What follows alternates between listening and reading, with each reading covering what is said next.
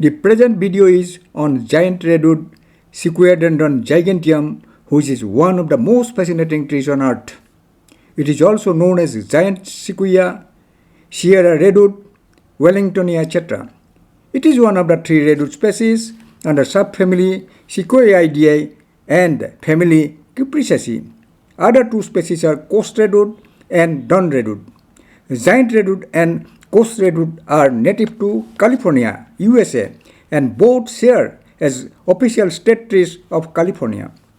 Dawn redwood is found in central China. All these three species are listed as endangered by the IUCN due to their low natural population. They are resilient species as they could survive from extinction despite drastic climate changes over the ages. Natural population of giant redwood is restricted in a small extent, which is about 14,416 hectares, with a population of about 80,000 only. It is scattered in about 80 groups along western slope of Sierra Nevada mountains at intermediate elevation in central California. Coast redwood occurs along the Pacific coast in North California. In India, one 150 years old giant redwood tree is located at the CSI field station in Baramulla district of Kashmir. Now let me discuss about its amazing facts. First, giant redwood is the world's most massive tree species by volume. They also have exceptional longevity, which is more than 3,000 years. I am giving you two examples of such massive trees still alive. One is the general Charman tree, which is located in Sequoia National Park, California. Its estimated volume is about 1,500 cubic meters, with height about 83.5 meters and base diameter 11 meters. Approximate age is 2,500 years. The other one is the general Grant tree located in Kings Canyon National Park, California. Its volume is little lesser than the Charman tree. The largest recorded height of this species is about 95 meters and trunk diameter 17 meters. Why giant redwood tree is so massive? Because its trunk is less taper that maintains longer diameter to greater height. It is long-lived and continues to grow rapidly even into old age. Thus, volume-wise, it is more than the coast redwood, which is the tallest tree in the world. Secondly, despite its shallow root system, this huge tree remains standing on the ground. Its taproot growth stops after 6 to 8 years, and thereafter lateral roots develop, which can spread out up to 30 meters from the trunk base. Only few roots extend beyond 1 meter depth. Another fact is that the maturity of this species is well adapted to fire due to its non-resinous, spongy and thick bark, which can be as thick as 4 feet.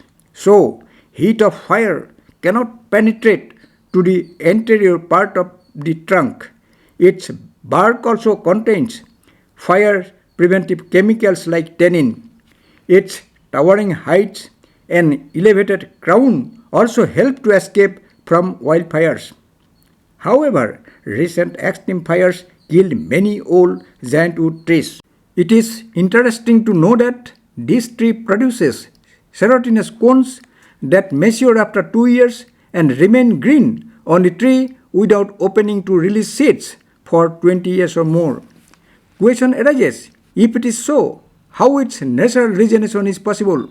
It is possible through the help of two biological agents, namely Douglas squirrel and longhorned wood-boring beetle. They feed on cone scales, and in the process, seeds are released throughout the year and throughout the decades continuously. The third agent is fire. Due to fire, hot air moves up into canopy through convection, which in turn help in drying and opening of the cones to release enormous quantity of seeds. The fires also open up the canopy by burning some fire-sensitive understory trees and other debris and create optimum conditions like enough light friable mineral soil beds for seed germination and seedling establishment. Giant redwood trees are incredible in carbon fixation due to their rapid growth, longevity, and massive biomass. A typical mature tree over 1,500 years old can produce 500 to 1,000 tons of biomass, and roughly half of it is carbon. The biomass of the general German tree is about 2,100 tons. They lock the carbon for millennia years, and even after death, they lock away carbon for centuries due to slow decomposition. The old growth of giant redwood can store 2,000 to 2,500 tons carbon per hectare. It is still more in case of coast redwood. So, both these species are important for climate mitigation and to address climate change in California. Due to their resilient trait, the UK foresters have considered both these species as alternative species to grow in Britain to withstand climate change and to tackle new pests and diseases. Though young 10 to 20 years old giant redwood trees can produce cones, but for fertile seeds, the tree should be about 200 years old. This species has got ability to reproduce even in old age, as old trees can also produce large quantity of seed-bearing cones. This species became well known after the discovery of one of its massive tree in Calaveras Grove in 1852 by a grizzly hunter named Augustus T. Dodd. This tree was called Discovery Tree and was felled in 1853. Its log sections were displayed in exhibition and the stump was used as dance floor. Again, in 1854, the bark of another massive tree named the Mother of the Forest was stripped off and displayed in New York and London cities to impress upon the big size of the tree. These two events sparked much public outrage and debate. John Mayo, the famous conservationist, who is often called as father of the national parks, greatly criticized these events. Because of his activism, eventually led to the establishment of Sequoia and Yosemite national parks in 1890. Even few iconic trees were tunneled out to make pathways. Now, regarding its conservation threats, presently the major threat to this species is the severe wildfires due to climate change and fuel buildup. Recently, in 2020, the unprecedented wildfires burnt about 4.2 million acres, out of which about 16,000 acres of giant redwoods old growth were burned. During 2020 and 2021, estimated 9,800 to 14,000 giant redwood mature trees were lost from wildfire. The burnt mature giant redwood trees cannot sprout back to life and also cannot produce plants from root sprouts around the base in fair rings as seen in case of coast redwoods. In the past, there were regular wildfires in giant redwoods habitat due to frequent lightning ignitions and also from burning by local native people. So, there was no significant fuel buildup to cause such severe wildfires. This old practice was stopped in late 19th century by the colonial people.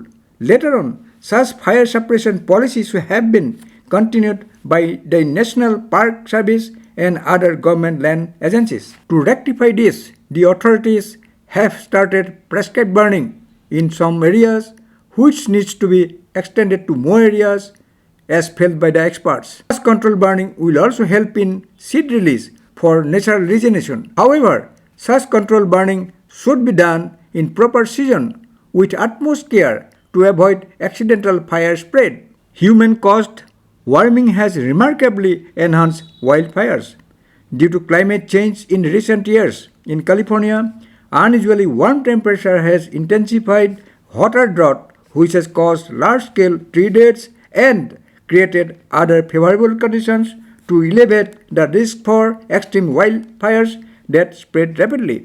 Usual fall wind is also now coinciding with warmer and drier conditions. So, to avoid such extreme wildfires, in forest, reduction of emission is required to decrease climate warming. Regarding its uses, the timber of its mature tree is moderately durable, strongly reddish in color, brittle, fibrous and weak. So the wood is primarily used for exterior decorative carpentry, cladding, shingle roofing, fence posts and matchsticks.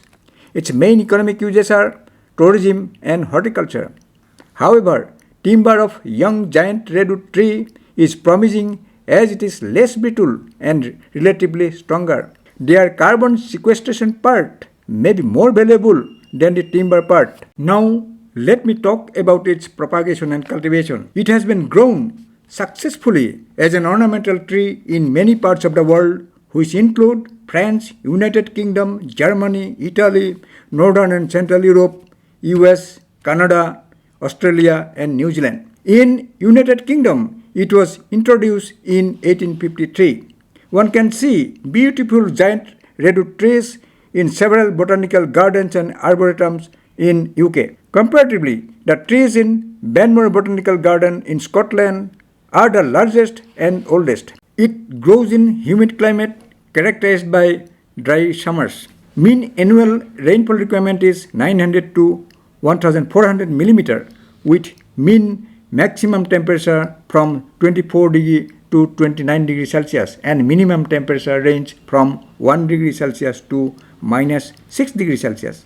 Deep sandy loam soils are the best. It requires open sunlight. Usually, it is propagated from seeds. Vegetative propagation also can be done through juvenile stem cuttings, layering, grafting, and even by tissue culture method. But such plants will not grow to massive size. Lastly, I want to mention that both in situ conservation in its natural range and ex situ conservation outside its native environment are crucial for this iconic species to perpetuate for future generations. Sustained efforts with appropriate forest management practices by the National Park Service and US Forest Service along with suitable government's climate policy will certainly help to conserve this valuable tree species on Earth. Thanks for watching. If you like the video, please subscribe my channel